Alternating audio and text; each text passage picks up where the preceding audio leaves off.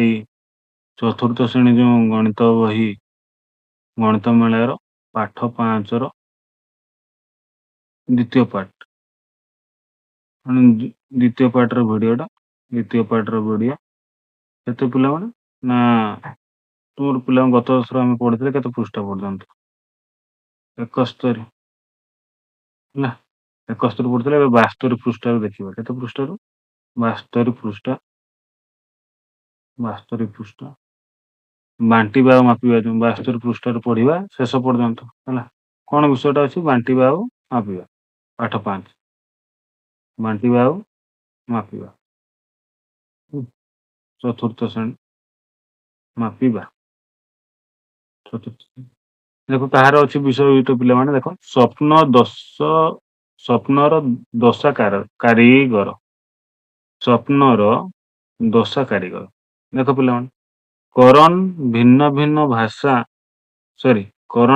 ଭିନ୍ନ ଭାବରେ ଦଶା ତିଆରି କରିଛି ଦେଖୁଛ ସେ ଗ୍ରାହକଙ୍କ ପସନ୍ଦ ଅନୁଯାୟୀ ଗୋଟିଏ ଦଶା ଉପରେ ବିଭିନ୍ନ ପ୍ରକାର ମସଲା ଦେଇ ତିଆରି କରିଛି ଗ୍ରାହକମାନେ ନିମ୍ନଲିଖିତ ମସଲା ମଧ୍ୟରୁ ନିଜ ପସନ୍ଦ ବାଛନ୍ତି ଦେଖ ତାହେଲେ ଦଶା କାରିଗର କ'ଣ ଦେଇଛି ଗୋଟେ ଆଳୁ ମସଲା ଗୋଟେ ପିଆଜ ମସଲା ଗୋଟେ ଚିଲି ପନିର ମସଲା ଗୋଟେ ମସଲା ଟମାଟୋ କରଣକୁ ଏହି ସ୍ୱତନ୍ତ୍ର ପ୍ରକାର ଦଶା ତିଆରି କରିବାର ସହାୟତା କର ଦେଖ ସେ ମସଲା ତିଆରି କରୁଛି ଦେଖ ପିଲାମାନେ ତାହେଲେ ଗୋଟେ ଦଶାକୁ ଗୋଟେ ପଟେ କ'ଣ କରିଛି ଇଏ ଗୋଟେ ପଟେ କ'ଣ କରିଛି କେତେଟା ଭାଗ କରିଛି ପିଲାମାନେ 4ଟା ଭାଗ କରି ଦେଖିପାରୁଛ ନା 4ଟା ଭାଗ ଟୋଟାଲ ତାହେଲେ ଗୋଟେ ଭାଗ କ'ଣ କରିଛି ମାନେ 1+4 ବା 1/4 କ'ଣ କରିଛି ପିଆଜ ମସଲା ଆଉ ଗୋଟେ ଭାଗ ବା 1+4 କ'ଣ କରିଛି ଆଳୁ ମସଲା ଆଉ ଗୋଟେ ଭାଗ କ'ଣ କରିଛି 1+4 ପନିର ମସଲା ଆଉ ଗୋଟେ କ'ଣ ନା ଟମାଟୋ ମସଲା ବୁଝିପାରୁଛ ନା 1/4 ହେଲା ଅଲଗା ଅଲଗା କରିଛି ଜାଣିପାରୁଛ ତାପରେ ଏଠି ଦେଖ ନିମ୍ନଲିଖିତ ଦଶା ଗୁଡ଼ିକ ବ୍ୟବହୃତ କରି ପ୍ରତ୍ୟେକ ମସଲା ପାଇଁ ଭିନ୍ନ ସଂଖ୍ୟା ଲେଖ ହେଲା ତାହେଲେ ଏଠି ଦେଖ ପିଲାମାନେ 1ରେ କ'ଣ ଦେଇଛି ନିମ୍ନଲିଖିତ ଦଶା ଗୁଡ଼ିକ ବ୍ୟବହାର କରି ପ୍ରତ୍ୟେକ ମସଲାର ଭିନ୍ନ ସଂଖ୍ୟା ଲେଖ କ'ଣ ଲେଖିବ ତୁମେ ଆଗେ ଚିନ୍ତା କର ଏଠି କ'ଣ ବିଷୟ ଦେଇଛି ତାକୁ ଦେଖ ସମାଧାନ କରିତେ ଦେଇଛି ତାହେଲେ ଏଇ 1 ମାନେ ଏଇ 1କୁ ଦର୍ଶାଇଲା ମାନେ 1ରେ କ'ଣ ଅଛି ଚିଲି ପନିର କେତେଟା ଭାଗ ଅଛି ପିଲାମାନେ ଦେଖ ଟୋଟାଲ କେତେଟା ଭାଗ ଅଛି ଦେଖ 1 2 3 4 5 6 ଟୋଟାଲ କେତେ ଭାଗ 6 ଭାଗ କେତେ ଭାଗ ଚିଲି ପନିର 1 କେତେଟା ଅଛି ଏଠି ଗୋଟେ 1 ଏଠି ଗୋଟେ 1 ଏଠି ଗୋଟେ 1 ଏଠି ଗୋଟେ 1 କେତେଟା ଚିଲି ପନିର ଅଛି 4ଟା ତାହେଲେ ଟୋଟାଲ ଚିଲି ପନିର କେତେଟା ପିଲାମାନେ 1+6 କେତେଟା 4ଟି ହେଲା ପ୍ରତ୍ୟେକ ଭଗ୍ନ ସଂଖ୍ୟାର ଲେଖ ତାହେଲେ 1+6 4ଟି ମାନେ କେତେ ପିଲାମାନେ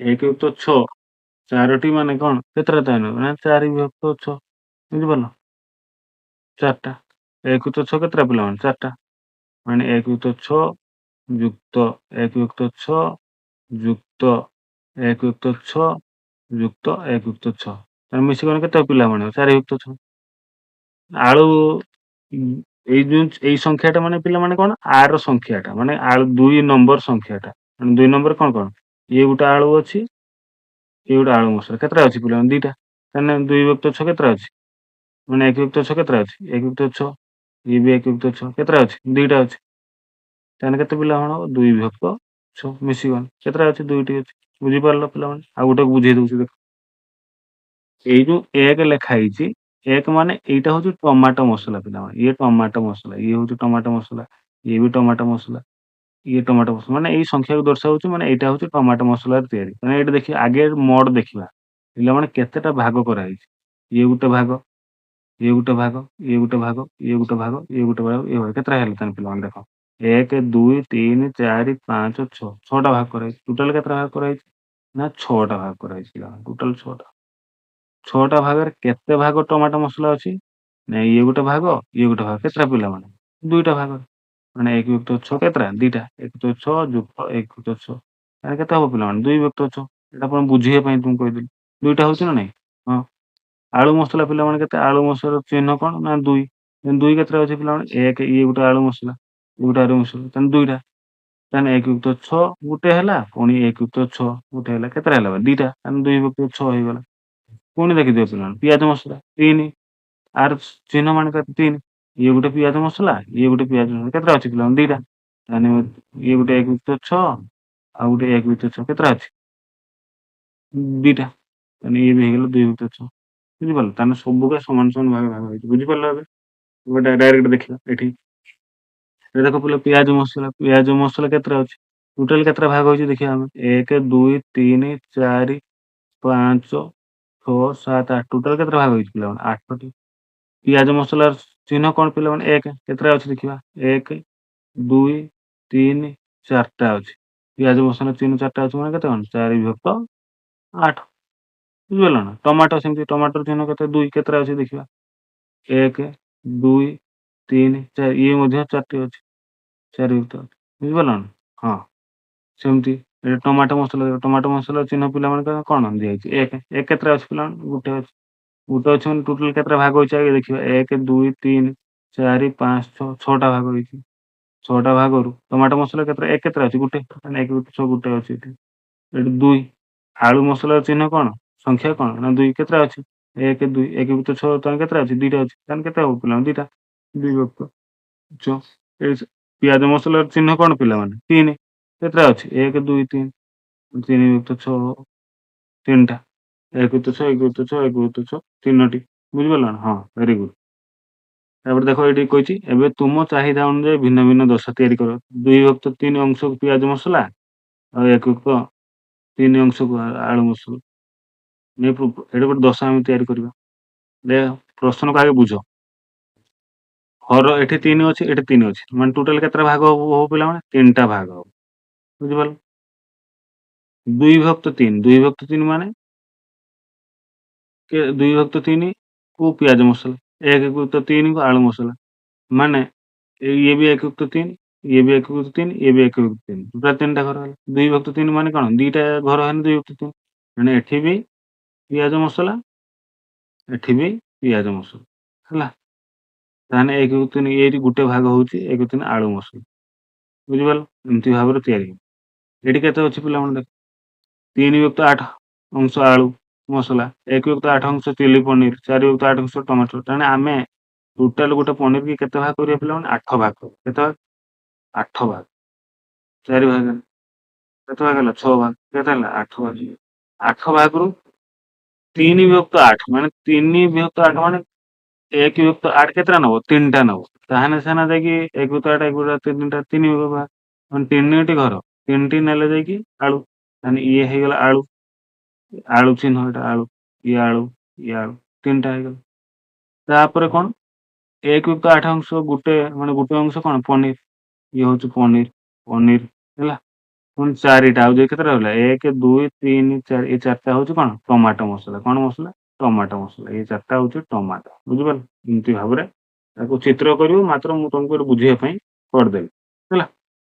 ତାପରେ ଦେଖ ଏଇଠି ପିଲାମାନେ କଣ କହିଛି? ଆସ ଖୋଜିବା।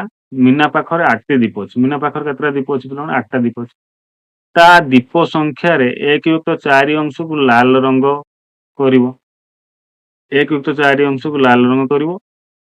1 ଯୁକ୍ତ 4 ଅଂଶ ଦୀପ ପାଇବା ପାଇଁ ଆସ ଦୀପ ଗୁଡିକ 4 ସମାନ ଭାଗ କରିବା। ତୁମେ ଦେଖିପାରୁଛ କି କିପରି ଦୀପ ଗୁଡିକ 4 ସମାନ ଭାଗରେ ଭାଗ କରାହେଇଛି? ତେବେ 2ଟି ଦୀପକୁ ଲାଲ ରଙ୍ଗ କଲେ 1 ଯୁକ୍ତ 4 ଅଂଶ ହେବ କି? ହଁ, 2ଟା ଦୀପ। ଟୋଟାଲ କେତେଟା ଅଛି? 8ଟା ଦୀପ ଅଛି। 1 ଯୁକ୍ତ 4 ମାନେ ବୁଝିପାରିଲ ଭାଗେ। ତାହେଲେ କେତେଟା ଦୀପକୁ ଲାଲ ଅଂଶ କରିବା? ଭାଗେ 2ଟା ଦୀପ ହବ। ଏଠି ବି ଲାଲ ଅଂଶ, ଲାଲ ଅଂଶ ଆକୁ କରିବ, ଆକୁ ଲାଲ ଅଂଶ କରିବ। ହେଲା?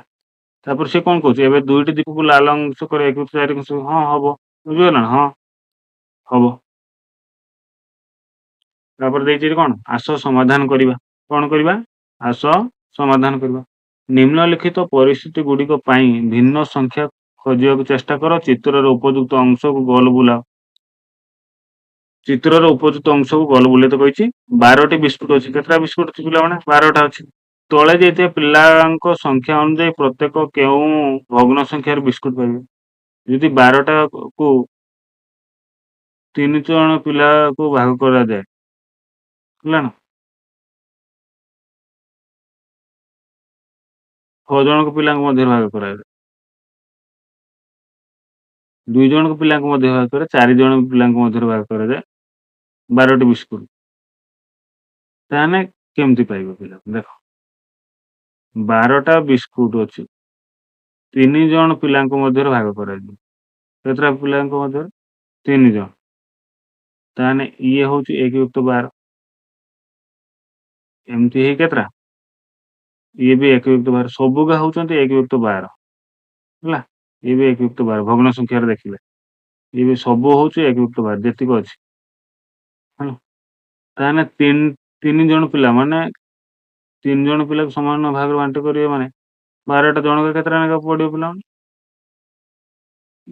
ଇଏ ଖଣ୍ଡେ ଆର ପଡ଼ିଲା, ଇଏ ଖଣ୍ଡେ ଆର ପଡ଼ିଲା। ତାହେଲେ ଜଣକା 4ଟା ଲେଖା ପଡ଼ିବ। ଏଟା ଜଣକର, ଏଟା ଜଣକର, ଏଟା ଜଣକର। ତାହେଲେ 1 ଯୁକ୍ତ 12 ଏଠି ଗୋଟେ 1 ଯୁକ୍ତ 12 ଏଠି ଗୋଟେ 1 ଯୁକ୍ତ 12 କେତେଟା 1 ଯୁକ୍ତ 12 ହେଲା? ଏ 4ଟା ଜଣକା 4ଟା ମାନେ ଇଏ ଗୋଟେ 1 ଯୁକ୍ତ 12 ଇଏ ଗୋଟେ 1 ଯୁକ୍ତ 12 ଇଏ ଗୋଟେ 4ଟା। ତାହେଲେ 4ଟା 1 ଯୁକ୍ତ 12କୁ ମିଶେଇବ। 4ଟି 1 ଯୁକ୍ତ 12କୁ ମିଶେଇଲ। ତାହେଲେ ପିଲାମାନେ କେତେ ହବ? 12କୁ ହରରେ 12 ରହିଲା। 4ଟା 1 ମିଶେଇଲେ କେତେ ପିଲାମାନେ? 4। ଜଣେ କେତେ 3 ଜଣ ପିଲାକୁ ହେନେ କେତେ ପିଲା ପାଇବେ ପିଲାମାନେ? ଜଣେ ପାଇବ ଏମିତି। ଜଣେ ପାଇବ 4 ଯୁକ୍ତ 12 ଆଉ ଜଣେ ପାଇବ 4 ଯୁକ୍ତ 12 ଆଉ ଜଣେ ପାଇବ 4 ତାହେଲେ 3 ଜଣ ଇଏ ପାଇଲା 4 ଯୁକ୍ତ 12 ଇଏ ବି ପାଇବ 4 ଯୁକ୍ତ 12 ଇଏ ବି ପାଇବ 4 ଯୁକ୍ତ 12। ଏକୁ ପ୍ରଥମ ବୁଝେଇଦେଲି। ଦ୍ୱିତୀୟକୁ ବୁଝେଇବା। ଦ୍ୱିତୀୟ ବୁଝିବା ପାଇଁ ହେଲେ ଆମକୁ ଟିକେ କଣ କରତେ ପଡ଼ିବ? ଚିନ୍ତା କରତେ ପଡ଼ିବ। ଚିନ୍ତା ନାହିଁ, ଦ୍ୱିତୀୟ ବୁଝେଇବାକୁ ଗଲେ ଆକୁ ଲିଭେଇତେ ପଡ଼ିବ। କାରଣ ଆକୁ ନ ଲିଭେଇଲେ ଆମେ ବୁଝିପାରିବା ନାହିଁ। ହେଲା। ଆକୁ ଆମେ ନ ଲିଭେଇଲେ ବୁଝିପାରିବା ନାହିଁ। କାରଣ ତ କହିହବନି। କାରଣ ଏଟା କେମିତି ବୁଝେଇବି ତୁମକୁ ଆଉ? ଆକୁ ଗାରେଇତେ ପଡ଼ିବ ପୁଣି ଆଉଥରେ ଚିତ୍ରଟାକୁ। ଦେଖ ଏଠି କଣ କହିଛି ଦେଖ 6 ଜଣ ପିଲାଙ୍କ ମଧ୍ୟରେ ବାହାରିବ।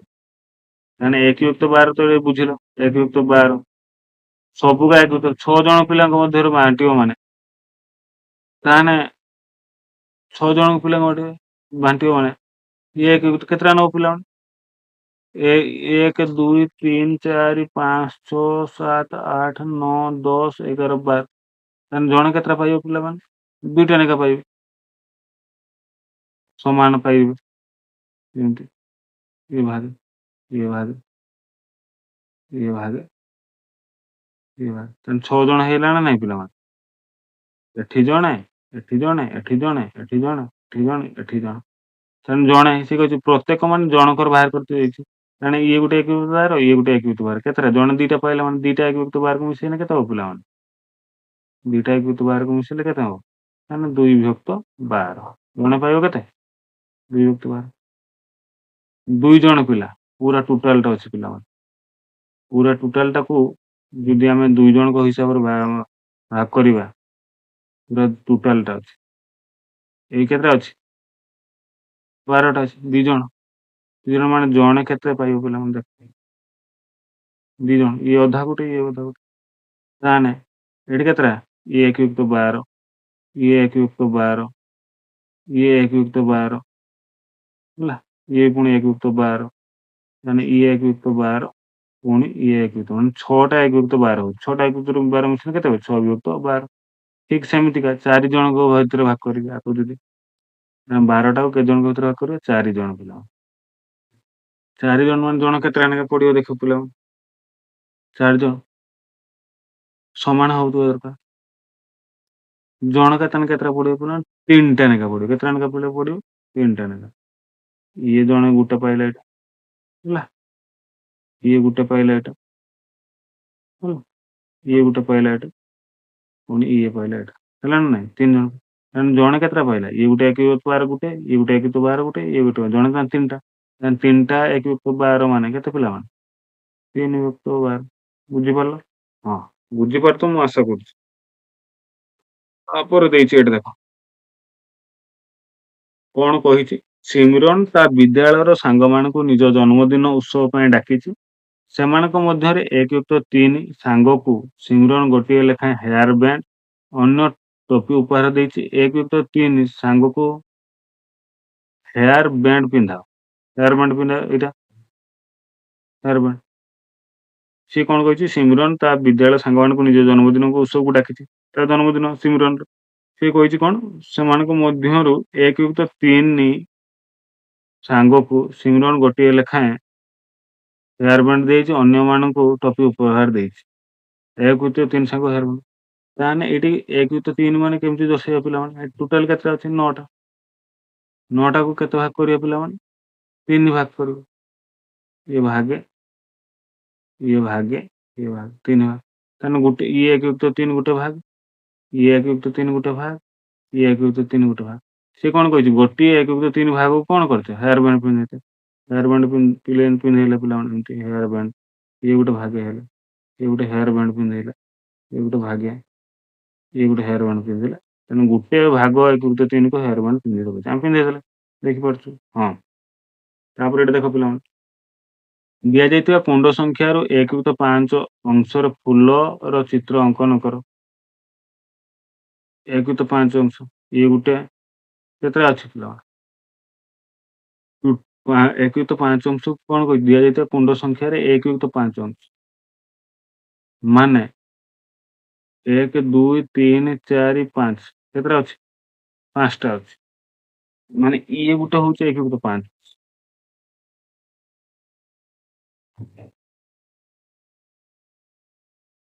ଦିଆଯାଇଥିବା କୁଣ୍ଡରେ 1-5 ଅଂଶରେ ଫୁଲ ଚିତ୍ର ଅଙ୍କନ କର। ତାହେଲେ ଏଠି କେତେଟା ଅଛି? 1-5 1-5 ଅଂଶରେ ଟୋଟାଲ 15ଟା ଅଛି। ଆମେ 1-5 ମାନେ ପିଲାମାନେ ହରରେ ଗୋଟେ ତାହେଲେ କେତେ ଭାଗ କରାଯିବ ଏଠି? 5 ଭାଗ। ଗୋଟେ 1-5 କରିବା। ଏଠି ଆଗେ ପ୍ରଶ୍ନକୁ ବୁଝ। ଦିଆଯାଇଥିବା କୁଣ୍ଡ ସଂଖ୍ୟାରେ 1-5 ଅଂଶରେ ଫୁଲ ଚିତ୍ର ଅଙ୍କନ କର। ହର 5 ଅଛି ମାନେ ତାହେଲେ କେତେଟା କୁଣ୍ଡ ନବା ପିଲାମାନେ? 5ଟା କୁଣ୍ଡ ନବା। 5ଟା ହେଲେ ଇଏ ଗୋଟେ 1-5 କୁ ହେଲା। ହେଲା। ତାପରେ 4ଟା ହେଲା। ଏଠି ଆକୁ ଗୋଟେ ହବ। ଇଏ ଗୋଟେ ହଉଛି 1-5, 2ଟା ହେଲା।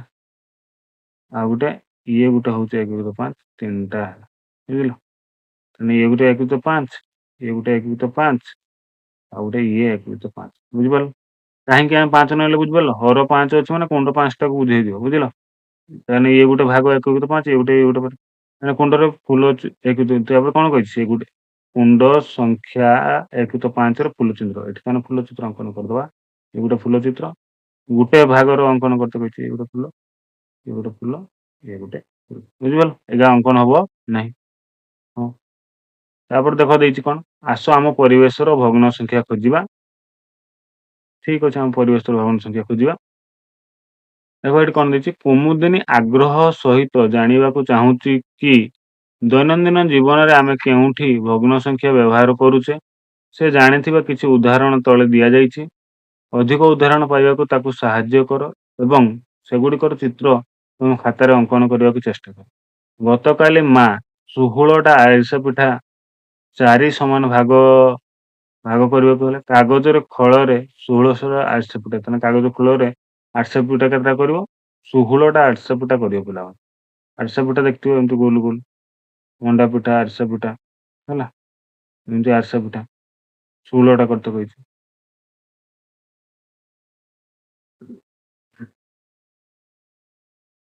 ହେଲା। ଅଙ୍କନ କର।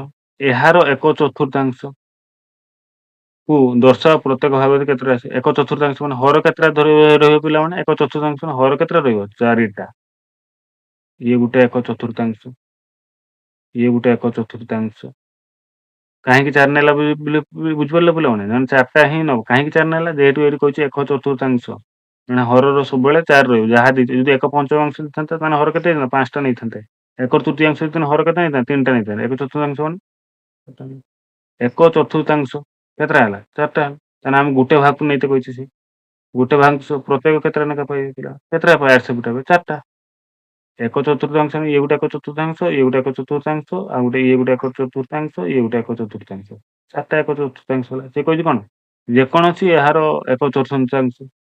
ଏହାର ଏକ ଏହାର 1/4କୁ ଦର୍ଶାଅ। ପ୍ରତ୍ୟେକ ଭାଗଟି ଆରିସା ପିଠା କର। ଆମେ ଗୋଟେକୁ ନବା, ଏଇଟାକୁ ନବା।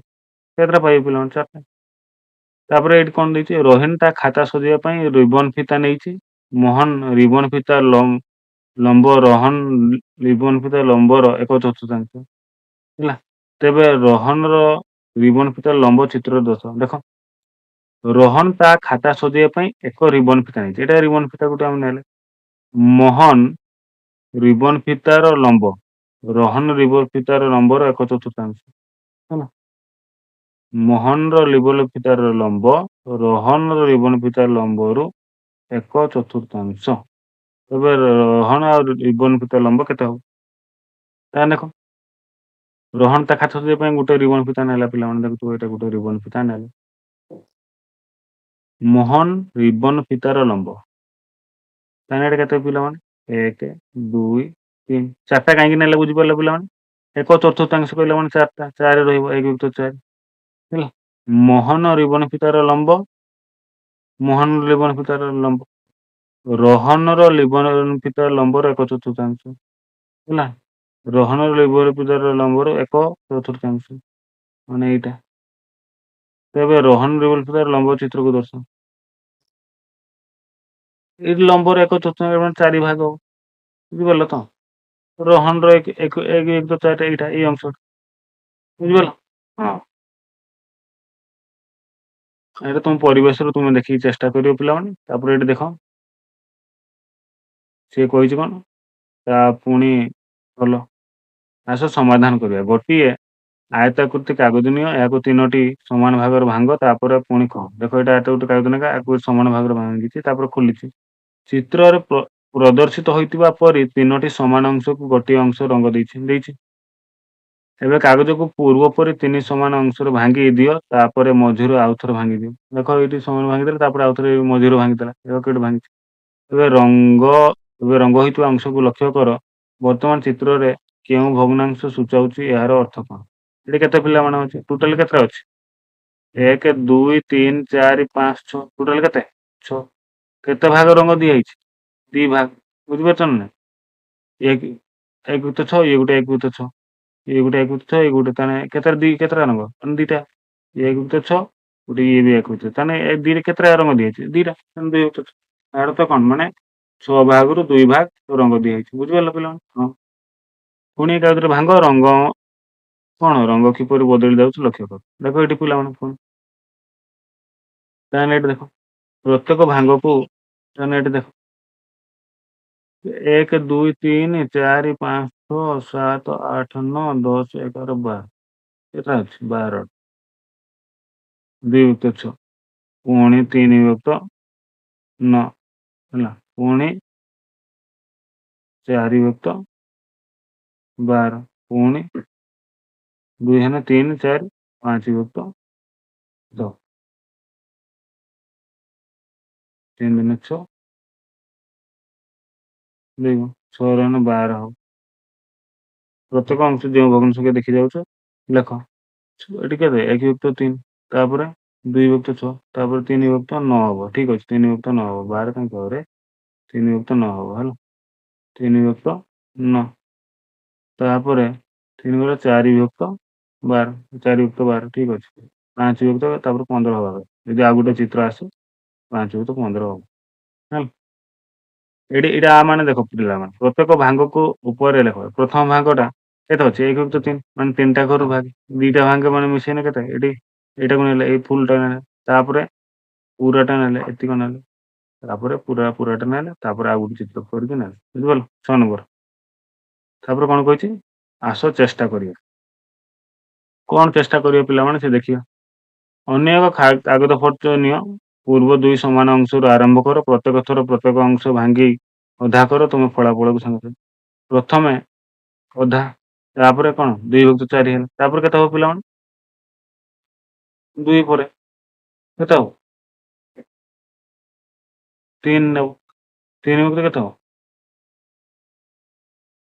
8। 4 ଭାଗରୁ 2 ଭାଗ,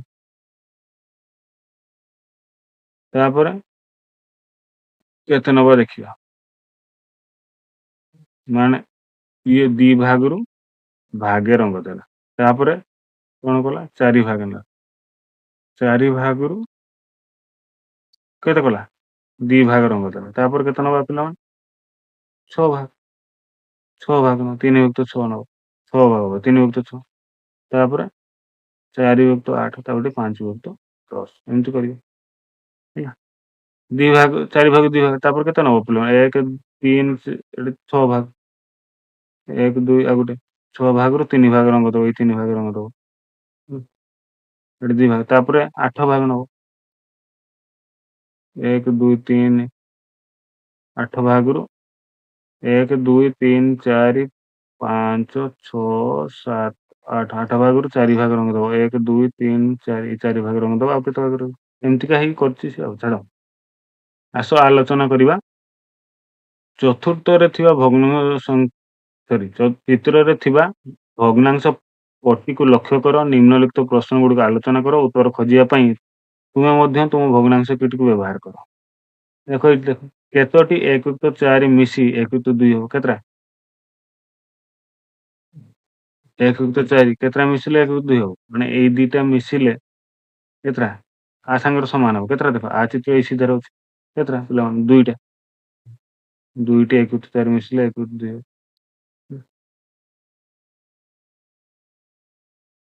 କେତେଟା ଦୁଇଟା ମିଶିଲେ କେମିତି ଦେଖ 1 ଯୁକ୍ତ 4 ଯୁକ୍ତ 1 ଯୁକ୍ତ 4 ପିଲା ମିଶେଇ ଦବା ପୁରା 1 ଯୁକ୍ତ 4 1 ଯୁକ୍ତ 4 କେତେ ହବ 2 ଯୁକ୍ତ 4 2 ଯୁକ୍ତ 4 2 କେ ପଣିକା ଯଦି ଶିଖିଥିବ 2 କେ 2 2 ଦୁନେ 4 ତାହେଲେ କେତେଟା ହେଲା ଦୁଇଟା ମିଶିଲେ ଦେଖିବ ସମାନ ଅଛନ୍ତି ଦେଖ 2 ଯୁକ୍ତ 3 1 ଯୁକ୍ତ 2 ଅପେକ୍ଷା କ୍ଷୁଦ୍ରତର ନା ବୃହତ୍ତର ମୁଁ ବାରମ୍ବାର କହିଛି ପିଲାମାନେ କଣ ଏ ଅଧା ଆଉ 3 2 ଯୁକ୍ତ 3 ଇଏ ଗୋଟେ ଅଧା ଆଉ 2 ଯୁକ୍ତ 3 ମାନେ ଇଏ ଗୋଟେ 2 ଯୁକ୍ତ 3 ଇଏ ଗୋଟେ 2 ଯୁକ୍ତ 3 ଇଏ ଦିଟା 2 ଯୁକ୍ତ 3 ଇଏ ଗୋଟେ ଅଧା ତାହେଲେ କେଟା ବଡ ଏ 1 ଯୁକ୍ତ 2 ଯୁକ୍ତ 3 କମା 1 ଯୁକ୍ତ 2 ଅପେକ୍ଷା ବୃହତ୍ତର ନା ବୃହତ୍ତର ହଁ ବୃହତ୍ତର ଅଧା ଅପେକ୍ଷା ବୃହତ୍ତର ଏଇଟା ହବ 2 ଯୁକ୍ତ 3 ଟା ବୃହତ୍ତର ହବ ହେଲା ବୃହତ୍ତର 1 ଯୁକ୍ତ 10 ର 10ଟି ଖଣ୍ଡରେ ଏକ ପୂର୍ଣ୍ଣ ସମୁଦାୟ ହୁଏ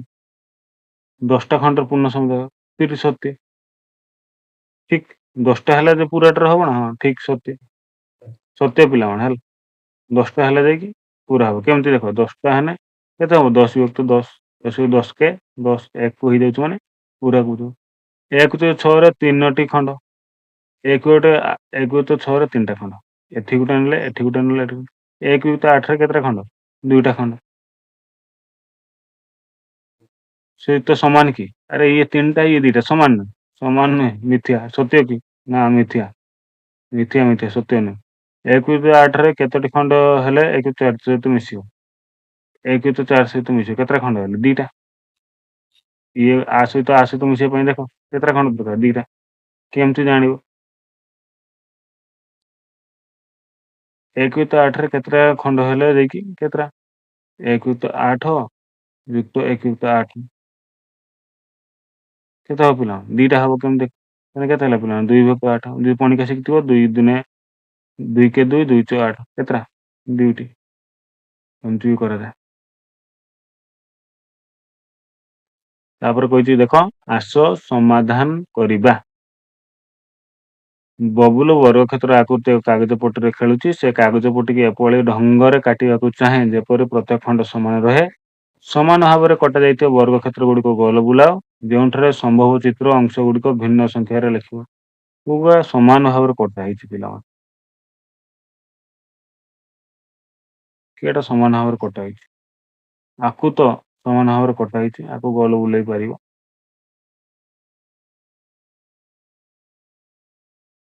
ଆକୁ ବି ମଧ୍ୟ ଗୋଲ ବୁଲେଇ ପାରିବ ଏଟା ହବ ନାହିଁ ଆକୁ ମଧ୍ୟ ତମେ ଗୋଲ ବୁଲେଇ ପାରିବ ହେଲା ଚିତ୍ରର ଅଂଶକୁ ପିଲାମାନେ ଭଗ୍ନ ସଂଖ୍ୟାରେ ଲେଖିଛନ୍ତି ତୁମେ ଏହାକୁ ଯାଞ୍ଚ କର ଯେଉଁ ପିଲାଟି ଠିକ ଭାବରେ ଲେଖିଛି ତା ଉପରେ ଗୋଲ ବୁଲା ଭୁଲ ଚିହ୍ନ ଥିଲେ ଛକି ଚିହ୍ନ ଦିଅ ଦେଖ ଏଠି ପିଲାମାନେ 1 ଯୁକ୍ତ 3 କିଶୋର କହିଛି 1 ଯୁକ୍ତ 4 ଏଟା କେତେ ପିଲାମାନେ ଭାଗ ହେଇଛି 1 2 3 ତାହେଲେ କେତେ ହେଇଛି 1 ଯୁକ୍ତ 3 କୁ ରଙ୍ଗ ହେଇଛି ଇଏ ଠିକ କହିଛି ଏଠି କେତେଟା ଭାଗ ହେଇଛି ଦେଖିଦିଅ ଆପଣ 1 2 3 4 5 6 କେତେ ଅଛି 6 ହର କେତେ ରହିବ ତାହେଲେ ପିଲାମାନେ 6 କେତେ ଅଂଶ ରଙ୍ଗ ହେଇଛି ଭାଗେ, ବୁଝିପାରିଲ ନା? ହର କେତେ ରହିବ ଦେଖିଦିଅ ଆଗେ, 1 2 3 4 5, ହର କେତେ ରହିବ 5, କେତେ ଭାଗ ରଙ୍ଗ ହେଇଛି ଭାଗେ, ହରକୁ ଲକ୍ଷ୍ୟ କରିବ ରଙ୍ଗ ଦେଇଛି ଯଦି କହିବ। ତଳେ ଯାଇଥିବା ରଙ୍ଗୀନ ଚିତ୍ରକୁ ଭଗ୍ନ ସଂଖ୍ୟାରେ ପଠେଇବ ଦେଖ। ଦେଖ ଏଇଠି ପିଲାମାନେ ଟୋଟାଲ କେତେଟା ଘର ଅଛି ଗଣିବ, 1 2 3 4 5 6 7 8 9 10 11 12 13 14 15 16 17 18, ଟୋଟାଲ ଘର କେତେ 18। ରଙ୍ଗ କେତେଟା ଦିଆହେଇଛି ପିଲାମାନେ, 1 2 3 4 5 6 7 8 9, କେତେଟା ଦିଆହେଇଛି 9ଟା, ବୁଝିପାରିଲ ନା? ସେମିତି ଲେଖିବ।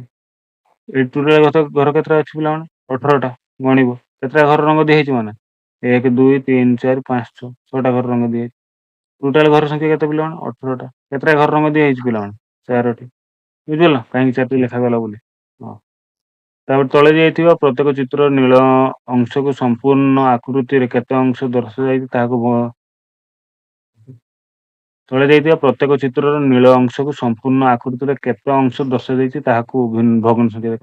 ଟୋଟାଲ କେତେଟା ଘର ଅଛି ଦେଖ, ସେ ପ୍ରଶ୍ନ କଣ କହିଛି ଦେଖ, ତଳେ ଦିଆଯାଇଥିବା ପ୍ରତ୍ୟେକ ଚିତ୍ରରେ ନୀଳ ଅଂଶ ସମ୍ପୂର୍ଣ୍ଣ ଆକୃତିର କେତେ ଅଂଶ ଦର୍ଶାଉଛି ବା ଦର୍ଶାଯାଉଛି ତାହାକୁ ଭଗ୍ନ ସଂଖ୍ୟାରେ ଚିହ୍ନଟ କରି ଲେଖ। ସମ୍ପୂର୍ଣ୍ଣ ଚିତ୍ର ମାନେ ପିଲାମାନେ କେତେ କେତେ ସରି 6ଟା, ସମ୍ପୂର୍ଣ୍ଣ ମାନେ କେତେଟା ଚିତ୍ର ଅଛି 6ଟା। ଏଇଟା ଯଦି ଗୋଟେ ଭାଗ, ଏଇଟା 2 ଭାଗ, ଏଇଟା 3 ଭାଗ, ଏଇଟା 4 ଭାଗ, ଏଇଟା 5 ଭାଗ, ଏଇଟା 6 ଭାଗ, ଟୋଟାଲ କେତେଟା ଅଛି 6ଟା ଭାଗ। ତାହେଲେ ଇଏ 1 ଯୁକ୍ତ 6, ଇଏ ବି 1 ଯୁକ୍ତ 6, ଇଏ ବି 1 ଯୁକ୍ତ 6 ହେଲା, ଇଏ ବି 1 ଯୁକ୍ତ 6, ଇଏ ବି 1 ଯୁକ୍ତ 6, ଇଏ ବି 1 ଯୁକ୍ତ 6। ପ୍ରଶ୍ନ ଆମକୁ କଣ କହିଲା, ସେ ନୀଳଟା କେତେ ଭାଗ ଦର୍ଶାଉଛି ଚିତ୍ରର ପୁରାଟା ଯଦି 1 ଯୁକ୍ତ 6 ହୁଏ ତାହେଲେ କେତେଟା ଭାଗ ଦଉଛି, ଇଏ ଗୋଟେ ଇଏ ଗୋଟେ ଇଏ ଗୋଟେ ଇଏ ଗୋଟେ 4ଟା 1 ଯୁକ୍ତ 6 ମାନେ କେତେ ପିଲାମାନେ 4 ଯୁକ୍ତ 6, ମାନେ 6 ଭାଗରୁ 4 ଭାଗ ଏଠି ନୀଳ ଅଂଶ ଦର୍ଶାଉଛି, ଆଉ 2 ଭାଗ କମଳା। ଏଇଠି ବି ସେମିତିକା କେତେ ଭାଗ ନୀଳ ଅଂଶ ଦର୍ଶାଉଛି, ମୋ ଟୋଟାଲ ଘର କେତେଟା ଅଛି, 1 2 3 4 5 6 7 8, 8ଟି ଟୋଟାଲ ଘର। କେତେ ଭାଗ ଦର୍ଶାଉଛି, ଭାଗେ 2 ଭାଗ 3 ଭାଗ 4 ଭାଗ ଦର୍ଶାଉଛି। ଏମିତି କରିଦବ। ଏଠି ମୋଟ ଘର କେତେଟା ଅଛି, 1 2 3 4 5 6 7 8 9, ମାନେ ହର କେତେ ରହିବ 9। କେତେ ଭାଗ ନୀଳ ଅଂଶ ଦର୍ଶାଉଛି, 1 2 3 4 5 6, 6 ଭାଗ ଦର୍ଶାଉଛି, ଲେଖିଦବ ଉପରେ, ବୁଝିପାରିଲ? ହଁ, ଏଠି ସେମିତି ତଳେ ଦେଇଥିବା ଚିତ୍ରକୁ ଦୁଇ ବିଭକ୍ତ କଣ କହିଛି ଏଠି? ତଳେ ଥିବା ଚିତ୍ର ଗୁଡିକ ସୂଚନା ଆଧାରରେ ବିଭକ୍ତ କରି ଉପଯୁକ୍ତ ଅଂଶ ଗୁଡ଼ିକ ରଙ୍ଗ ଦିଅ। ଏଠି କଣ କହିଛି, 2 ବିଭକ୍ତ 3 ଅଂଶ, ମାନେ କେତେଟା ଘର ହବ ପିଲାମାନେ, ଟୋଟାଲ ହର 3 ଅଛି ମାନେ 3ଟା ଭାଗ ହବ, ଇଏ ଗୋଟେ ଭାଗ, ଇଏ ଗୋଟେ ଭାଗ, ଟୋଟାଲ 3ଟା। 2 ବିଭକ୍ତ 3 ଅଂଶ ରଙ୍ଗ ଦିଅ, ମାନେ ଏଇ ଘରକୁ ଆଉ ଏଇ ଘରକୁ, ଇଏ ଗୋଟେ 1 ଯୁକ୍ତ 3 ଆଉ ଗୋଟେ ଇଏ 1 ଯୁକ୍ତ 3, ତାହେଲେ ଦିଟା ମିଶିଗଲେ କେତେ ହବ, 2 ଯୁକ୍ତ 3, ଇଏ ବି ଗୋଟେ 1 ଯୁକ୍ତ 3, ମାନେ ଏଇ ଦିଟା ଘରକୁ ରଙ୍ଗ ଦବ ତମେ, ବୁଝିପାରିଲ? ହଁ, ଏଠି କଣ 4 ବିଭକ୍ତ 6 ଅଂଶ ରଙ୍ଗ ଦିଅ, ମାନେ କେତେଟା ଘର କରିବ ପିଲାମାନେ, 4 ପୁରା 6 ଅଛି ମାନେ 6 ଭାଗ କରିବ, ଇଏ ଗୋଟେ ଭାଗେ, ଏ କେତେ ଭାଗ ହେଲା 4 ଭାଗ ହେଲା, ଇଏ 6 ଭାଗ, ତାହେଲେ 4 ଯୁକ୍ତ 6 ମାନେ ଜାଣିଛ କେତେଟା ଘର, 4ଟା ଘରକୁ ରଙ୍ଗ ଦବ। ଏଠି ଗୋଟେ 1 2 3 4, ବୁଝିପାରିଲ, ତାକୁ ରଙ୍ଗ ଦବ ଏମିତି। ଏଠି ଦେଖ ପିଲାମାନେ କହିଛି 1 ଯୁକ୍ତ 4 ଅଂଶକୁ ରଙ୍ଗ ଦିଅ, ପୁଣି 1 ଯୁକ୍ତ 8 ଅଂଶକୁ ଦର୍ଶାଅ, ହେଲା, 1 ଯୁକ୍ତ 4 ଅଂଶକୁ ରଙ୍ଗ ଦିଅ, ପୁଣି 1 ଯୁକ୍ତ 8 ଅଂଶକୁ ଦର୍ଶାଅ। ତ ଆମକୁ ପ୍ରଥମେ କେତେଟା କରିବା ଦେଖ ପିଲାମାନେ, ପ୍ରଥମତଃ 1 ଯୁକ୍ତ 8 ଅଂଶକୁ ଦର୍ଶେଇବା, ମାନେ ଏଇଟା କେତେଟା ଆକାର କରିବ ପିଲାମାନେ, 8ଟା ଭାଗ ହବ। କେତେଟା ଭାଗ, କେତେଟା ଭାଗ ହେଲା ପିଲାମାନେ, ତାହେଲେ ଦେଖ କେତେଟା, 4ଟା। ହୁଁ।